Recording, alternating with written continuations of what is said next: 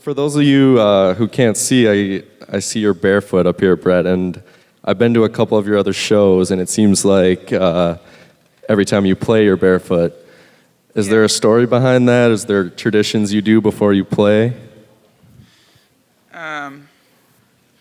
No, there's. I was trying to think of something funny to say, but I can't think of anything. And just ever since I was a kid, I like to be barefoot as much as possible, and I think it's more of like a comfort thing than anything else. I'm also really clumsy, and when I start playing and getting into it, and my eyes close, I kind of sometimes don't know where I am, and I like kiss and put my lips on the mic to kind of stay close to the mic, but I sometimes forget where I am, and like so a lot of times if I'm wearing shoes, I'll trip, and then it'll look really funny on YouTube. And so another thing, I've seen you a couple times live, and another thing, whenever I leave a concert, the thing that everyone's talking about is your dance moves. So I'm wondering if you could tell us a little bit about your hip movements, where you got that from, if it's formal training, informal training. It's very, my own dance. It's my own thing, I used to try to do all different kinds of dance, and then I realized I have these like God-given hips, that like they're just like they do their thing, and like I just kind of try to let them be fluid. If they don't match the music, they usually don't. I just kind of send them on their way, let them do their own thing, let the toes kind of do their own thing. It's never really in with the rhythm of the music, but they're just kind of moving. So the hips are like their own show. I feel like the hips and the music and the voice, that's, three shows in one. I think it's for the price of one. So I just kind of... It works. It's really good. It's like an off-Broadway kind of thing, It's not... So this is actually your second time at YouTube. I think last time I was here, it was kind of like in like an apartment building over there, and it was kind of like a little creepier. That's why I wore the creepy kind of pervert glasses. It was about 4 years ago? I thought I'd fit in here, yeah. It was like 4 years ago. Actually, yeah, probably. He's over there somewhere. And you're actually from the Bay Area originally, and you're involved in some stuff up here, including one of the things you talk about a lot is the Mosaic Project. Yes. So can you tell us a little bit about what that is? I think this summer you did a benefit concert. Talk a little bit about all the stuff you do with the project. Okay. Well, it's a nonprofit organization here in the Bay, and we bring kids of different backgrounds together. I mean, those of you who live here and those of you out on YouTube know that San Francisco Bay Area is a beautiful place, but it's very diverse, and a lot of times it's very much segregated. As well as integrated, it's also segregated, and kids from different neighborhoods and different schools rarely have a chance to come together, and so the Mosaic Project builds community across differences, and we get kids of different schools together and take them to a fun outdoor school for a week, and they teach each other about who they are, and we build community across difference. Cool. And peace. And if people want to find out more, they can go to YouTube. Mosaic, they can go to youtube.com/mosaicproject. .org. .0. YouTube. Yeah. YouTube.com/mosaicproject. Project. And there's links to it from my YouTube, Brett Dennen, as well. Cool. Yeah. Does anyone in the audience have a question? Maybe we can take a couple of. Did it take you a while to find your voice? It's obviously one of the 3 parts of your show. Oh, sorry. Yes. Did it take you a while to really find your voice for one of the third shows? Did it take a while to find my voice, like my own distinctive voice style? Yeah, like your own singing style. Yeah, it took a while to figure out how to sing.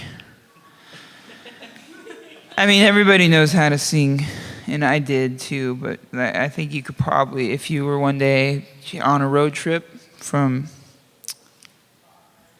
LA to Vancouver, and you decided to listen to all of my albums, like the first one to the last one, start to finish, I think you would notice a trend where like there's a very shy, timid boy in the first record, and then by the end you have a very macho like stud, like doing like vocal calisthenics, like.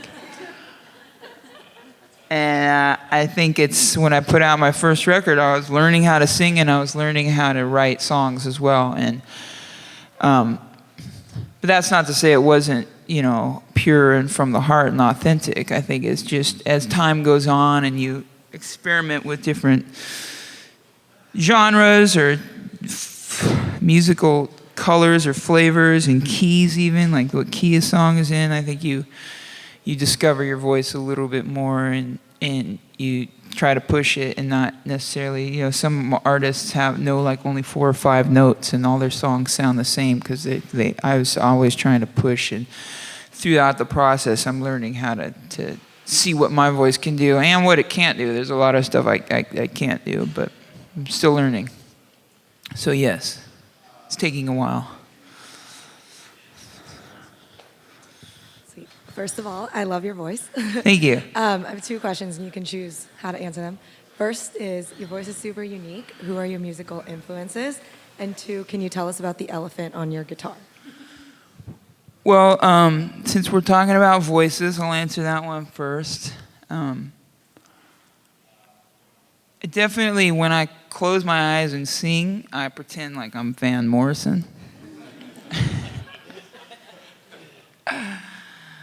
And when I watch myself on YouTube, somebody, posts a video, I say, yeah, it's not what it feels like or sounds like in my head, but it's definitely, like you say, it's unique. And I do think I have a lot of good things going for me in my voice, but I think there's a lot of things that I think are a lot different in my brain, a lot more grand inside what I think I'm capable of is not how it really is in real life.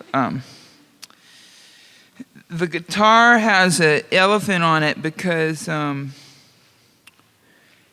some reason, I don't know why people don't put art on guitars more often, but I like to do it take a nice, guitar that costs thousands of dollars and just Sharpie all over it.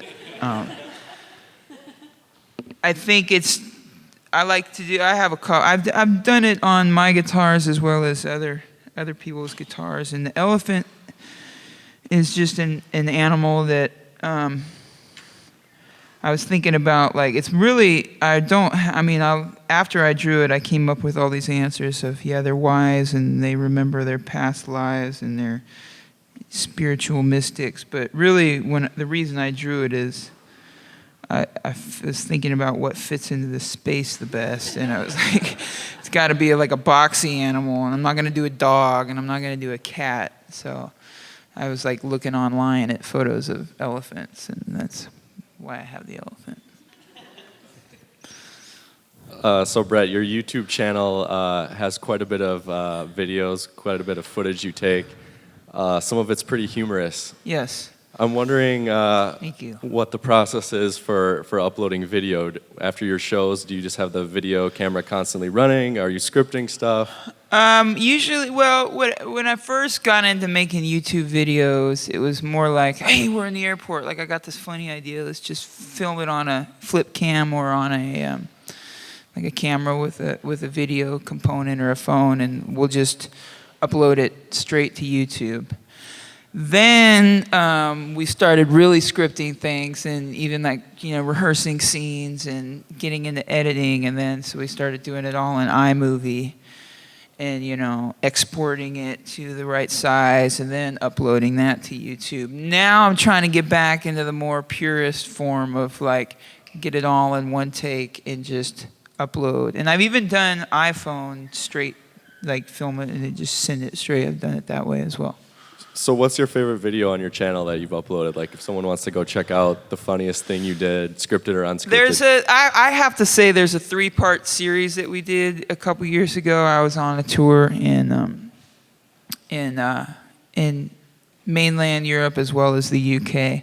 And we had this really amazing artist that I think is really, someday everybody's going to know who he is. His name's Ben Howard, and he's quite funny. And he was the opening act, and we came up with this whole sort of like one camera sort of sitcom, sort of like Office, kind of like Parks and Rec, those shows with the talking head sort of interview, like this idea where I'm obsessed with this guy on a slightly borderline romantically, infatuatingly obsessed with this guy.